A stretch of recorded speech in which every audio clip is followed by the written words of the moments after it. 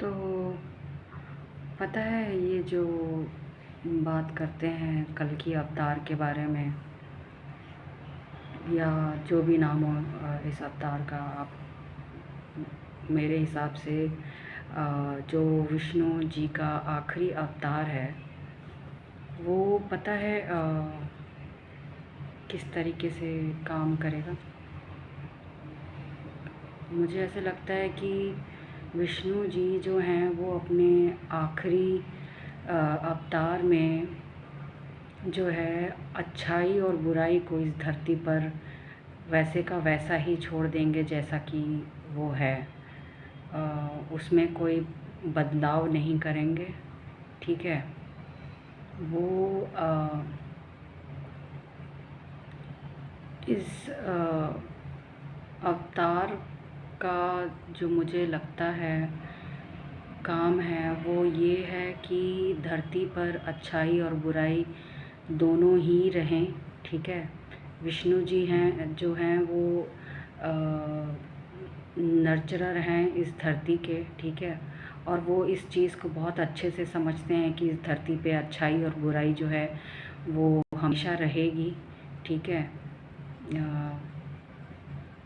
तो इसलिए जो विष्णु जी का आखिरी अवतार है वो कहीं ना कहीं धरती पे दोनों ही एनर्जीज़ को, अच्छाई और बुराई दोनों को ही बिना छुए मतलब चले जाएंगे, क्योंकि वो इस चीज़ को मतलब इन एनर्जीज़ को न्यूट्रलाइज़ करना चाहते हैं। ठीक है। क्योंकि जैसा कि मैंने कहा कि अच्छाई और बुराई दोनों ही इस धरती पे रहेंगी जब तक जीवन है। ठीक है। तो ऐसा है कि देखिए, जब जब कृष्ण जी कहते हैं जब जब धरती पर बुराई बढ़ेगी तब तब वो जन्म लेंगे, विष्णु जी जन्म लेंगे और बुराई का खात्मा करेंगे। ठीक है। तो ऐसा है कि अच्छाई और बुराई जो हैं वो इस धरती पे स्टार्टिंग से एक साथ रहते आए हैं। ठीक है।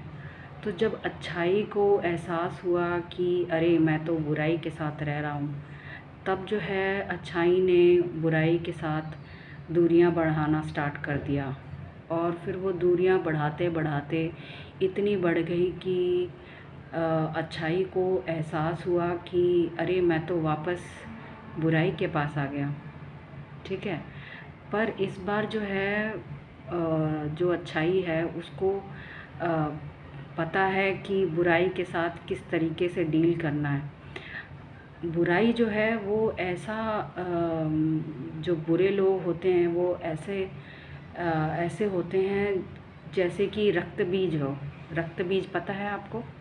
रक्त बीज का ऐसा है कि जब जब उस असुर में से खून गिरता था तो एक और असुर रक्त बीज पैदा हो जाता था। तो बुराई जो है वो इसी तरीके से काम करती है, जितना आप मारेंगे वो उतना ही बढ़ेगी। ठीक है। और तो वही है कि जब आपको ये जो असुर है रक्त बीज, इसको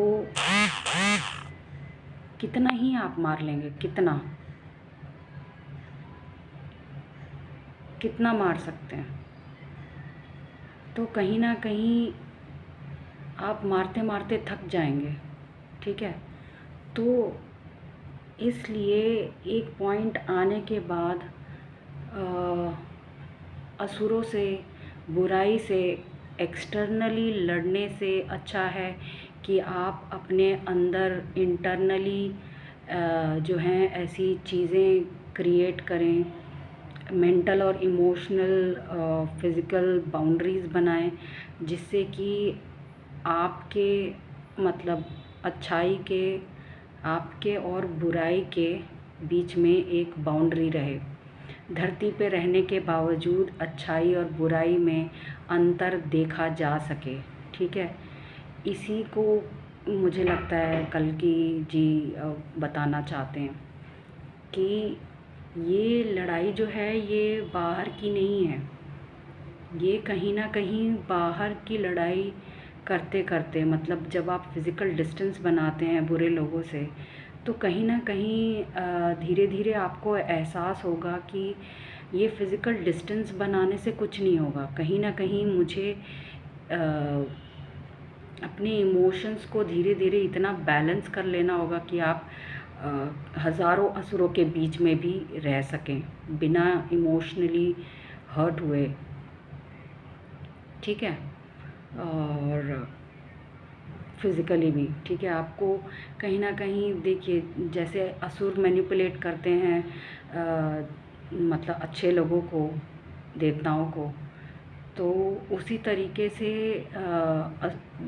देवताओं या अच्छे लोगों को भी सीखना होगा कि कैसे हम असुरों के गेम में उनकी जो मैनिपुलेशन है उसमें उनको कैसे फंसाएं और उनको उनके ही गेम में कैसे हराएं।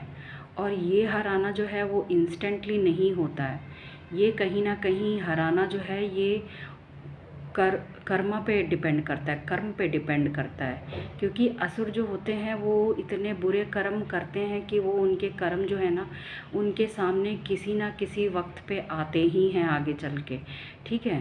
तो जो कल की स्वरूप हैं वो कहीं ना कहीं ये समझाना चाहते हैं कि सब्र करो, इन बुरे लोगों को इनका जो है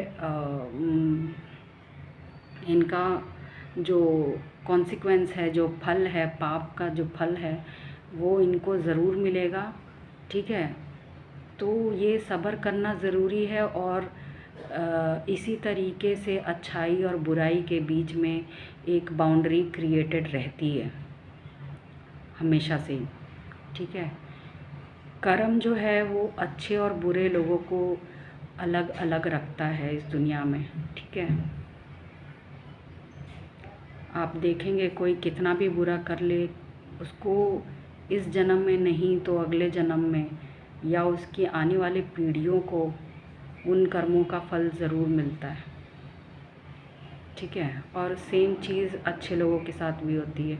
अच्छे लोग जो भी कर्म करेंगे, मान लीजिए इस जन्म में आपको सिर्फ तकलीफ़ मिली है अच्छा कर्म करने से, पर आगे चल के आपकी पीढ़ियों को उस कर्म के अच्छे फल मिलेंगे ज़रूर। इस चीज़ का आपको विश्वास रखना होगा, क्योंकि ठीक है अगर आप भगवान में विश्वास नहीं करते पर आप साइंस में विश्वास करते हैं। एक बेसिक सा लॉ है न्यूटन का, to every action there is equal and opposite reaction, ठीक है। और ये जो है यूनिवर्सल लॉ भी है, ठीक है। आप जैसा कर्म करेंगे वैसा आपको फल मिलेगा ही मिलेगा। तो कल की जो अवतार हैं मेरे हिसाब से वो यही बताना चाहते हैं कि मतलब आपको इसमें शायद कल के अवतार जो हैं वो पहले फिज़िकली जो हैं लोगों का जो असुर हैं उनका संहार करें, पर धीरे धीरे जो है वो चीज़ ये एक मुझे लगता है कल की जो है ना ये एक एनर्जी है, ठीक है। ये कोई ह्यूमन बर्थ जैसा कोई चीज़ नहीं है, ठीक है। लोग प्रेडिक्ट करते हैं कि वो फ्यूचर में पैदा होंगे, पर मुझे ऐसा लगता है कि जब आप प्रेडिक्ट कर पा रहे हैं आप फ्यूचर में उतने साल तक आप ज़िंदा रहेंगे कि नहीं रहेंगे, ठीक है। आपने कोई अभी तक अवतार देखे नहीं हैं, ठीक है। तो मैं ये नहीं कहती कि राम भगवान जी पैदा नहीं हुए या कृष्ण जी पैदा नहीं हुए, पर मैं ऐसा मानती हूँ कि जो चीज़ या जो अवतार आपने नहीं देखा तो उसको आपको एज अ एनर्जी लेके चलना होगा, समझना होगा कि वो एनर्जी जो है वो कहीं ना कहीं आपके अंदर है। कृष्ण जी भी एक एनर्जी हैं जो आपके अंदर ही हैं। शिव जी भी जो हैं वो एक एनर्जी हैं, कहीं ना कहीं आप ही के अंदर हैं। राम जी जो हैं वो भी एक एनर्जी हैं जो कि कहीं ना कहीं आपके अंदर हैं। दुर्गा माँ जो हैं वो भी एक एनर्जी हैं जो कि आपके अंदर ही हैं। काली माँ हैं वो भी एक एनर्जी हैं जो कि आपके अंदर ही हैं, ठीक है। तो इन एनर्जीज़ को आप जागृत कर सकते हैं आपको करना चाहिए, आपको इन एनर्जीज़ की पूजा करनी चाहिए, ठीक है। इनके सामने सर झुकाइए और इनको बोलिए कि आप जो हैं हमारी ज़िंदगी में आइए, ठीक है, और हमारी मदद कीजिए, ठीक है। तो कहीं ना कहीं ये एनर्जीज़ जो हैं आपके अंदर आएंगी, आपके साथ कनेक्ट करेंगी और आपकी रक्षा करेंगी। जिस तरीके से ये एनर्जीज़ काम करती हैं, ये उस तरीके से आपकी लाइफ में इफ़ेक्ट्स दिखाएंगी, ठीक है। तो कल की जो अवतार हैं वो भी कहीं ना कहीं, मेरा विश्वास यही है कि वो एक एनर्जी हैं और वो जो हैं मेरे हिसाब से इस धरती पे अब आ चुकी हैं, इस वक्त प्रेजेंट हैं और हम सब के अंदर हैं। और इस वक्त जो है हम सब यही सीख रहे हैं कि किस तरीके से हम इन नेगेटिव एनर्जीज़ को लेट गो करें, बजाय इनसे फ़ाइट करने के। क्योंकि फ़ाइट करने से कहीं ना कहीं आपकी सारी एनर्जीज़ ख़त्म हो रही हैं, ठीक है। और इसका कोई कंक्लूजन भी नहीं निकलता है, क्योंकि सच तो यही है कि इस धरती पे अच्छाई और बुराई दोनों ही रहेंगी। इसी तरीके से धरती को डिज़ाइन किया गया है, ठीक है। और ये असुर जो हैं ये रक्त बीज की तरह हैं, तो ये जितना आप इनको मारेंगे ये उतना बढ़ते जाएंगे, ठीक है। तो ये सच है कि काली माँ जो हैं वो रक्त बीज को आखिरकार ख़त्म ही करती हैं, ठीक है। तो काली माँ भी एक दिन आ ही जाएंगी, ठीक है। तो अब इंतज़ार कीजिए कि काली माँ आए और इन रक्त बीजों को ख़त्म करें, ठीक है। उनकी पूजा कीजिए, उनका आह्वान कीजिए कि आएँ और हम अच्छे लोगों को मतलब जो है इस धरती पे जो गलत हो रहा है उसको ख़त्म किया जाए। हम अच्छे लोगों की रक्षा करें और इस धरती पे जो भी गलत हो रहा है उसको ख़त्म करें, काली माँ।